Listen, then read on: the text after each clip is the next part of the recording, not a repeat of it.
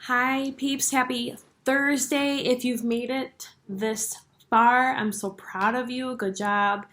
I'm hoping that you're liking the book so far. And I loved reading your responses about your predictions on what you think happened to Anton in the cave, and then also what happened when Von Dusen found those people in the woods and what ended up happening when he followed them. So, okay, today we're going to read two chapters again. We're going to be reading chapters 9 and 10. 9's a little longer and 10 is shorter, and my honey is actually going to come and read chapter 10 with us. So it's good to see a new face, and I'm hoping next week when you listen to the book more, you'll be seeing newer faces reading except for me, or besides me and my honey, so hopefully that'll work out. So stay tuned. But for now, make sure you have your orange booklet next to you, or we're always going to make chapter titles, even if I don't ask to see yours, and make sure your character traits are out next to you as well. All right, here we go. So we're reading chapter 9. Oops, I need my glasses. Man, I'm all over the place today. Here we go. We're back. All right, so chapter 9 is going to be back to where the cave is. So when all those rocks fell on Anton, now we're back to that spot in the book, and we're going to find out what happened. Anton, Anton! He heard his name shouted from a far-off place. He wanted to open his eyes, but could not. Something was wrong with them. He felt as if an enormous weight was pressing down on his eyelids, and even when he managed to pry them open, his world was still shrouded in darkness. Anton! The voice cried out again. Slowly, his memory returned. The voice belonged to Daniel. Uncle Dmitri had sent them to explore the cave's tunnels, and he had thought he might have found a back way out of the cave. And then the rocks fell. Though his head ached, he was glad he could remember what had happened. It must mean he was not terribly injured. Anton! Daniel called again. Anton tried to answer, but his voice was an awkward croak. His mouth and throat were clogged with dust. When he coughed, pain shot through his ribs and his head. The weight of the fallen rocks pressed down on top of him, holding him immobile, so he couldn't move at all. I'm here, he moaned. Are you injured? Maybe, my ribs. I don't know for sure, he said. Can you move? Feeling was slowly returning to Anton's extremities. He didn't think anything was broken, but his ribs hurt and his head was pounding. He tried moving his legs and arms. Nothing budged. He was completely pinned beneath the stones. He coughed to clear his throat of the dust and mud. I don't think so. The rocks are too heavy. Hold on. Daniel grunted, and Anton heard the grinding sound of rocks sliding against one another above him. He tried again to move his legs and arms, but they were still stuck. Okay, can you move now? Daniel asked. Anton could tell that his friend was frightened.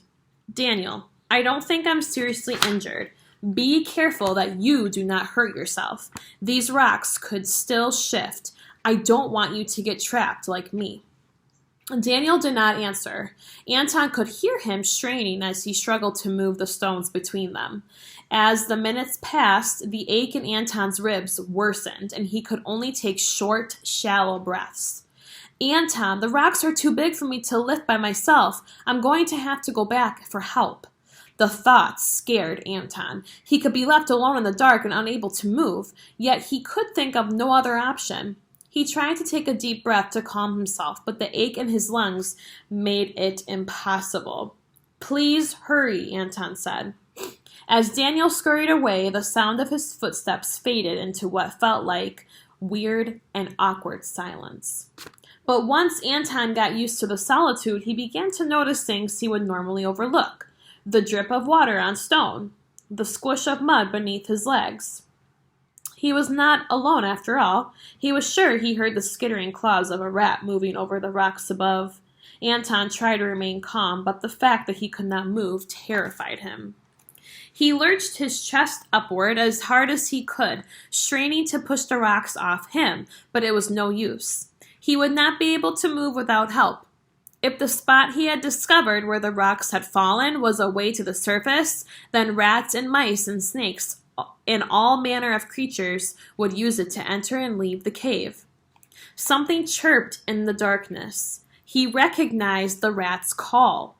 They were plentiful in the area and barn at home. Ordinarily, he would not give a rat a second thought. He'd set a trap or rely on the barn cat. They had to keep the rats under control. But this was different. Here, he was flat on his back. If the rat had friends, which they usually did, they could make a meal of Anton at their leisure.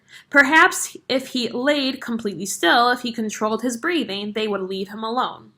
Yet the more he attempted to remain calm, the more nervous he became. Sweat beaded on his forehead. He wished more than anything for a light so he could see his enemy before it attacked. So right now he's really, really worried about the rats wanting to attack him. He heard the sound again. The rat was creeping closer. "Stop!" Anton hissed. His voice was quickly swallowed up in echoes of the thick stone walls. The rat replied to him. Anton wanted to shout, but he did not dare. What if someone of the Nazis was patrolling above? No, he must be brave. It was only a rat after all. It was not the Gestapo. It was just a rat. He pushed against the rocks that pinned down his feet, and somehow one of them actually moved. It was only a small crack, but to Anton, it may as well have been an open door. The mud must have settled and freed some space. Working his right foot back and forth, he pushed again at the small boulder and moved it a little farther. Another push, and the rock rolled off his foot. The lower half of his leg was free. Anton felt as if he had won a gold medal. Rock pushing was not an Olympic sport, but if it were, Anton would be the champion. He placed his right foot on the rock, pinning his left foot, and pushed again. But this boulder was bigger. It wouldn't move. He tried pressing his foot on the floor of the cave and pushing upward to see if he could slide the rocks off his upper body. The effort took every bit of energy he had. He strained and shoved, but nothing moved. He paused so he could catch his breath. Ugh, he'd almost forgotten about the rat. At least his foot was now free. If the rat came close enough, he might be able to stomp on it. Anton had no idea how much time had passed. Surely Daniel was coming back with help by now. A dark thought entered Anton's mind. What if Daniel had gotten lost? They had clearly marked the way, but Daniel was so anxious in the best of circumstances. What if his fear distracted him into taking the wrong turn? Ugh, enough of this, Daniel thought to himself. He ground his teeth, put his right foot against the boulder, pinning his left leg, and heaved with all his might. Just as he was about to give up, he felt the boulder move just a few millimeters. Yes, he groaned. He did not think the rat was cheering for his success because he heard it once again. Taking a deep breath, he wedged his foot against the boulder again and shoved. The rock teetered for a moment, then rolled over. His left leg was free. It was cramped and shaking with exertion, but free. Oh, praise God, he sighed. His upper body was still pinned. The rat was out there in the darkness somewhere, but he was winning. If only he could somehow get one of his arms free. Anton heard the rat again. "No, Mr. Rat," Anton whispered. "You will not make a meal of me." Suddenly, another noise startled him. It was coming from farther down the passage. They were footsteps. "Anton, Anton," Daniel called. "We are coming." "It looks like you are outnumbered, Mr. Rat," Anton whispered. He heard the rat scamper away. Okay, pause my video right here, and I want you to write down a chapter title for Chapter 9 before you listen to my honey read Chapter 10.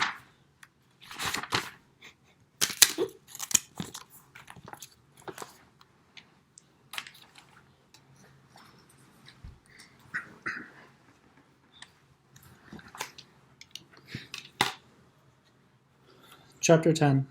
Von Dusen and his squad crept carefully through the woods. The men they followed were unaware of their presence. The milk cans they carried clanked and squeaked on the wooden rail they hung from, masking the sound of the Germans' footsteps. So pause there real quick. Now we're back to Von Dusen. So now, remember, Von Dusen was following those two people in the shadows. Now we're going to find out if your prediction was right and what happens when Von Dusen follows them. The two men stopped and set the cans on the ground. Von Dusen threw his fist up in the air, his elbow bent at a right angle. His men instantly came to a halt, guns at the ready. They watched and waited. Von Dusen wondered whether his excitement was clouding his judgment. Could the Jews have spotted them? If so, they might try to flee the mighty Gestapo. The major stood stock still, he and his men statues in the darkness. The two Jews were about 40 meters ahead. He heard them muttering softly, but could not hear them well enough to understand what they were saying. In truth, it did not matter what they said. If they didn't lead him straight to their camp, they would soon be talking directly to him. They would tell him everything. They knew about all the remaining Jews in the area. Major Karl von Dusen was very good at interrogating prisoners. The men picked up the milk cans and took off through the woods again. Sergeant Eberhard looked at him, motioning to see if he wanted to grab the two men now. Von Dusen shook his head. He waved the men forward. These two would lead him to an entire group of hidden Jews. He would wait and capture them all. For another 15 minutes, they followed the men through the forest, listening to the milk cans clank against each other as they traversed through the rough terrain. When the forest thinned out, von Dusen gave his men this hand signal to stop again. They had reached a meadow and would need to be extra cautious crossing the open ground. All it would take for the Nazis to be exposed was one of the Jews glancing behind. He motioned his men together. "Sergeant, stay with me," he whispered. "You two, stick to the tree line. One of you go left, the other right. Circle around them, and make sure you are not spotted." The two privates moved off through the trees. Von Dusen and Eberhard watched the two Juden cross the meadow. They appeared completely unaware that they were being followed. When they'd gotten about a half a kilometer away, the meadow dipped. The Jews strolled down a hill and disappeared from sight. Von Dusen touched Eberhard on the arm. He raised a finger to his own lips, then motioned forward. "Schnell," he whispered. "Hurry, but be quiet." The major and the sergeant carried their machine guns at the ready. As quickly and quietly as they could, they sped forward. But as they approached the crest of the hill, von Dusen stopped. "Herr Major?" Eberhard said, wondering why his commander had stopped so suddenly. Karl von Dusen was a believer. He believed in the Reich, the master race, that Jews were inferior in every way. It was inevitable that one day Germany would control the entire European continent. But he was also not stupid. He knew there were Jewish militias about, armed militias. They lived deep in the forest and they raided German army posts, ambushed patrols, and even sent snipers to kill soldiers of the Reich. Their attempts were foolhardy and doomed to fail, but they did exist. Major Karl von Dusen would not walk blindly into a trap. "Listen, Sergeant," he said. Eberhard concentrated, even cupping a hand to his right ear. He shook his head. "I hear nothing, mein Major," he whispered. "Exactly," von Dusen explained. "Where is the sound of the clinking milk cans?" "Perhaps they are resting," the sergeant suggested. "Perhaps," von Dusen answered. "But perhaps they discovered we are following them and are waiting for us to show ourselves. We will not be ambushed." "They did not appear to be carrying weapons, Herr Major," Eberhard said. "Appearances can get you killed, Sergeant. Never forget that. Spread out. We will approach the hilltop with 20 meters between us. If they are waiting, they will still expect us to be together. Move out," he said. Sergeant Eberhard dutifully moved off to his left. When he was in position, they started forward. Von Dusen pulled back the slide on his machine gun, readying the weapon to fire. Quietly, they approached the hilltop. He took deep, regular breaths to steady his nerves. The hill was really the edge of an old lake that had long ago dried up.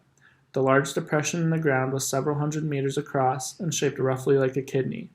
The bottom of the depression was littered with large boulders, shrubs, and a few small scrub trees that had barely managed to conquer the rocky soil. Von Dusen and Eberhard dropped to one knee at the top of the hill, as they had been trained to make themselves the smallest targets possible. But as Major von Dusen scanned the ground below, he saw no sign of the two Jews. Were they hiding among the rocks and bushes? Across the lake bed, something caught his eye, and he raised his weapon. But it was only the two privates he had sent to the tree line. Clearly, they had not encountered the Jews, which meant they had to be close.